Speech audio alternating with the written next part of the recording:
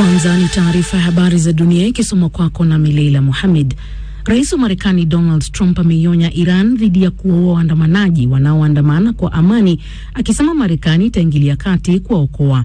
Katika chapisho la mtandao wa kijamii, alisema Marekani iko tayari. Kauli ya Rais Trump inajiri baada ya takriban wiki moja ya maandamano nchini Iran yaliyochochewa na hali mbaya ya kiuchumi. Mamlaka ya Iran inasema takriban watu 7 waliuawa wakati wa machafuko hayo. Maafisa wa Uswizi wanasema wanaamini kwamba cheche zilizowekwa kwenye chupa ya shampeni zilisababisha moto katika eneo la mapumziko ya ski usiku wa kuamkia mwaka mpya. Watu 40 sasa walifariki dunia kutokana na mkasa huu wa moto katika eneo la Crans, Montana, na 119 kujeruhiwa. Polisi wanasema kipaumbele chao ni kubainisha utambulisho wa wale wote waliofariki au walioko hospitalini. Wagonjwa 50 wanahamishwa kwenye vitengo maalum katika nchi nyingine za Ulaya. Picha imeibuka ambayo inaonekana kunasa wakati dari la baa iliyojaa watu iliposhika moto. Mashahidi wanasema moto huo ulisambaa kwa haraka na kuwaacha vijana wengi waliokuwa katika sherehe na muda mchache wa kutoroka. Rais wa Ukraine Volodymyr Zelensky amemteua mkuu wa ujasusi wa kijeshi wa nchi hiyo kuwa mkuu mpya wa ofisi yake ya rais. Kirilo Bundavov, ambaye ndiye aliyepanga operesheni kadhaa dhidi ya Urusi, atachukua nafasi ya Andriy Yermak ambaye alijiuzulu kutokana na kashfa ya ufisadi mwezi Novemba. Akitangaza uteuzi huo, Rais Zelensky alisema Jenerali Budanov ana uwezo wa kutosha kutoa matokeo wakati ambapo Ukraine inahitaji kuzingatiwa zaidi katika masuala ya usalama na ulinzi. Anatarajiwa kuchukua jukumu muhimu katika kuendeleza juhudi za kidiplomasia ili kupata makubaliano ya amani na Urusi. Alielezea uteuzi wake kama heshima na jukumu kubwa katika wakati wa kihistoria kwa Ukraine. Mashirika ya kutetea haki za binadamu katika eneo la kusini mashariki mwa Asia yameonya kuhusu ongezeko la vitisho kwa uhuru wa kujieleza nchini Indonesia, yakitaja matukio kadhaa yanayodaiwa kuwa ya hivi majuzi ya vitisho dhidi ya wapinzani wa serikali. Sarafina Robi ana maelezo zaidi.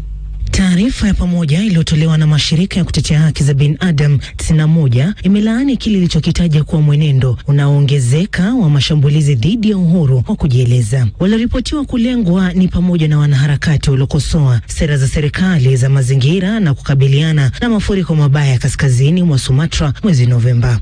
Serikali ya Indonesia ikijibu ilisema ilikataa na kulaani kila aina ya vitisho au vitisho kwa raia wake, ikiwa ni pamoja na wanaharakati. Katika moja matukio ya hivi punde, mkosoaji mashuhuri wa serikali na mtu maarufu kwenye mitandao ya kijamii alisema kuwa kifaa cha ushambulizi cha Molotov cocktail na kuku aliyefariki vilitumwa nyumbani kwake na washambuliaji wasiojulikana.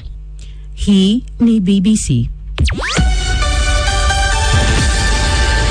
Leila Mohamed, msikilizaji, ndiye kakusomea taarifa ya habari za dunia. Matangazo ya Dira ya Dunia nasikika kupitia redio shirika mbalimbali FM kwenye tovuti yetu bbcswahili.com na kwenye ukurasa wetu wa Facebook BBC News Swahili. Karibu tena msikilizaji, mimi ni Karorobi.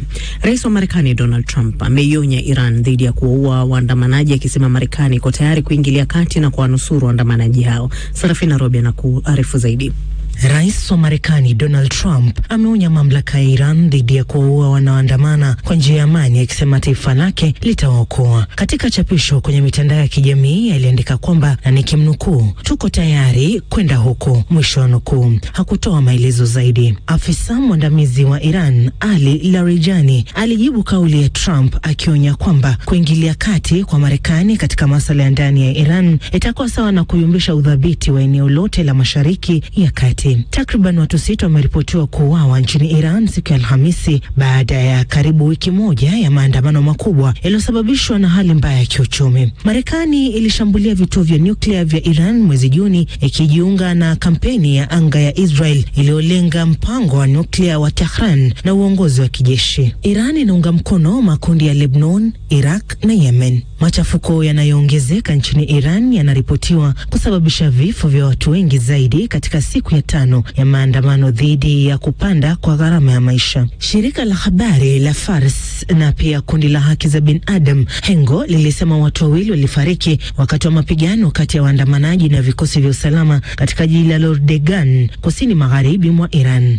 Watu wengine 3 waliuawa huko Azna na mwingine huko Hudest. Fars iliripoti wote wakiwa magharibi mwa nchi. Hapo jana siku ya Alhamisi, video zilizowekwa kwenye mitandao ya kijamii zilionyesha magari yakiwa yamechomwa moto wakati wa mapigano kati ya waandamanaji na vikosi vya usalama. Waandamanaji wengi wametaka utawala wa kiongozi mkuu wa nchi hiyo usitishwe. Baadhi pia wametaka kurejeshwa kwa utawala wa kifalme. Maandamano hayo yalianza mjini Tehran miongoni mwa wafanyabiashara waliokasirishwa na kushuka kwa thamani ya sarafu ya Iran dhidi ya dola ya Marekani katika soko huria. Kufikia siku ya Jumanne, wanafunzi wa vyuo vikuu walikuwa wamejiunga na maandamano hayo na yalikuwa yameenea katika miji kadhaa, huku watu wakiimba dhidi ya watawala wa kidini wa nchi hiyo. Na michezo ya hatua ya 16 ya michuano ya kombe la mataifa Afrika AFCON itaanza kupigwa hapo kesho nchini Morocco kwa michezo miwili kuchezwa, huku kikosi cha wakilishi wa Afrika Mashariki Taifa Stars ya Tanzania kikiendelea na maandalizi yake kabla ya kuwakabili Morocco katika mchezo wa hatua ya mtoano siku ya Jumapili. Omar Mkambara yuko Rabat ametuandalia taarifa hii. Baada ya mapumziko ya jana na leo, michuano ya kombe la mataifa Afrika AFCON itaendelea tena kesho, ikiwa ni michezo ya kwanza ya hatua ya 16 bora. Mchezo utakaopigwa majira saa 11 hapa Morocco, nyumbani Afrika Mashariki, ikiwa ni saa 1, Senegal watacheza na timu ya taifa ya Sudani. Na mchezo wa pili utapigwa katika dimba la Mohamed wa 5 ukiwakutanisha timu ya taifa ya Mali dhidi ya Tunisia. Na wawakilishi wa Afrika Mashariki Tanzania wameendelea na mazoezi yao kabla ya kucheza mchezo wao siku ya Jumapili. Afisa habari wa shirikisho la kandanda la Tanzania, Clifford Mario Ndimbo, amesema wanaendelea na maandalizi kabla ya kukabili Morocco. Kesho pia tutaendelea na maandalizi yao kuelekea kwenye mchezo dhidi ya wenyeji Morocco, lakini hali ya kambi iko vizuri, wachezaji wako vizuri, wako tayari kwa mchezo na tuna imani kwamba tutafanya vizuri katika mchezo huo kama ilivyo matarajio yetu ya kabla ya mashindano na mpaka sasa kwenye hatua ambayo tumefika ya 16 bora. Na kuelekea mchezo huo Morocco na Tanzania, nimezungumza na mchambuzi wa soka Shafi Dauda kutaka kujua, je, Tanzania inaweza kushangaza ulimwengu wa soka? Pamoja na kwamba ni Mtanzania, natamani Taifa Stars ifanye vizuri zaidi, lakini tutacheza na Morocco, taifa linaloongoza kwa ubora kwa sasa barani Afrika, taifa ambalo limetengeneza miundombinu bora ya kutengeneza kiwango chao walichokuwa nacho katika level ya timu za taifa. Ni taifa bora sana. Sisi bado hatujafika hata nusu ya ubora wao. Kwenye AFCON iliyoisha tulikuwa nao kundi moja kule nchini Ivory Coast. Walitufunga, na ndo kama unakumbuka ndo nchi pekee iliyotufunga kwenye yale mashindano. Ilipokuja kwenye mashindano ya kufuzu kwa finali za kombe la dunia, tulikuwa kundi moja na Morocco. Morocco alitufunga Dar es Salaam, akaja akatufunga hapa nchini kwao. Sio tu kwa ukubwa wa Morocco kwa maana ya kuwa bora Afrika, lakini ukiangalia pia na siku za karibuni ambazo tumecheza nao kama taifa, wamepata matokeo bora dhidi yetu. Kwa hiyo hali bado naiona ni mechi ngumu kwetu sana, na Morocco na waona wakiwa na nafasi kubwa. Kabla ya kuanza kwa hatua ya 16 bora hapo kesho, jumla ya magoli 87 yamekwisha kufungwa katika michezo 36, ambao ni wastani wa kufungwa magoli mawili katika kila mchezo. Kutoka hapa Rabat nchini Morocco, mimi ni Omar Mkambara, Dira Dunia, BBC. Na msikilizaji, na makala yetu maalum hii leo yanaangazia muziki na nguvu yake katika jamii. Mwenzangu David Nkia anakuletea makala hiyo.